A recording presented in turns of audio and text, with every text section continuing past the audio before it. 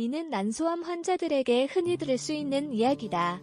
난소암은 특별한 증상이 없어 조기 발견이 어렵고 치명률도 높아 침묵의 암살자라고 불린다. 22일 건강보험심사평가원 자료에 따르면 암으로 사망한 여성의 47%가 난소암으로 사망했다.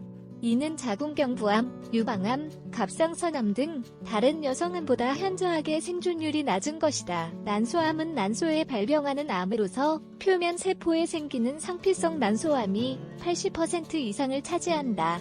난소암은 BRCA1, BRCA2 같은 특정 BRCA 유전자의 돌연변이 또는 난소암 가족력이 있는 경우 고위험군으로 알려져 있다. 할리우드 유명 여배우인 안젤리나 졸리가 예방적인 유방 및 난소 난관절 제수를 받은 이유가 바로 이 BRCA 유전자 때문이다. 또 빠른 초경과 늦은 폐경, 임신, 출산 경험이 없는 경우 등 배란을 오랫동안 하는 것도 위험 요인에 속한다. 최근에는 젊은 여성에서 흔히 관찰되는 자궁 내막증 환자에서 투명세포 난소암이 발견된다는 보고도 있다. 난소암의 예방을 위해서는 경구용 피임약 복용이 고려되는데 이는 난소가 반복적으로 생성 및 소멸되는 배란 횟수를 줄여 난소를 쉬게 하는 것이 주요 목적이다. 연구에 따르면 경구용 피임약을 5년 이상 꾸준히 복용한 경우 50% 이상 난소암의 발생 위험이 줄어든다고 밝혀진 바 있다.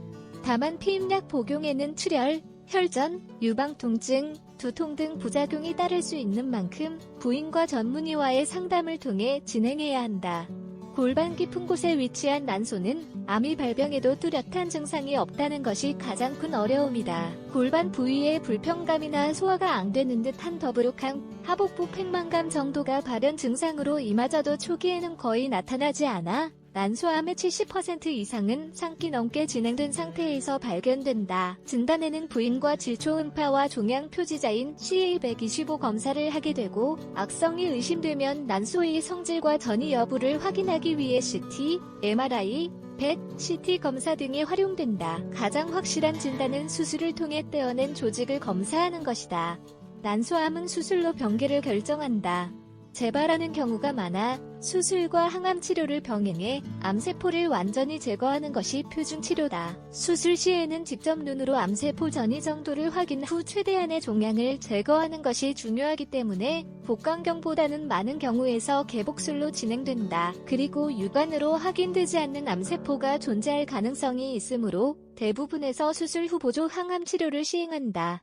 고려대학교 안산병원 산부인과 장하균 교수는 최근 서구화된 생활습관으로 난소암 발병률이 점차 높아지고 있지만 대부분 특이 증상이 없어 조기 발견이 쉽지 않다며 국내 난소암 환자의 5년 생존율은 62.1% 수준이지만 적극적인 검사로 초기에 발견하게 되면 5년 생존율이 90% 이상으로 높아져 부인과 질초음파나 종양 표지자 검사 같은 조기 진단을 위해 노력하는 것이 매우 중요하다고 강조했다. 이어 유전자 변이가 있거나 가족력이 있는 경우 예방적 난소, 난관 절제술을 적극적으로 고려할 수 있다고 덧붙였다. 장 교수는 난소암은 분명히 치명적인 질병이지만 최근에는 항암제 외에도 다양한 표적 치료제가 고무적인 치료 결과를 보이고 있고 다학제 협진을 통해 잔류 종양을 최소화하는 한편 다양한 항암 및 표적, 면역 치료가 가능하다며 무엇보다 난소암 치료는 장기간에 걸쳐 진행되는 경우가 대부분으로 전문의와의 열린 소통을 통해 적극적으로 임하는 것이 중요하다고 조언했다.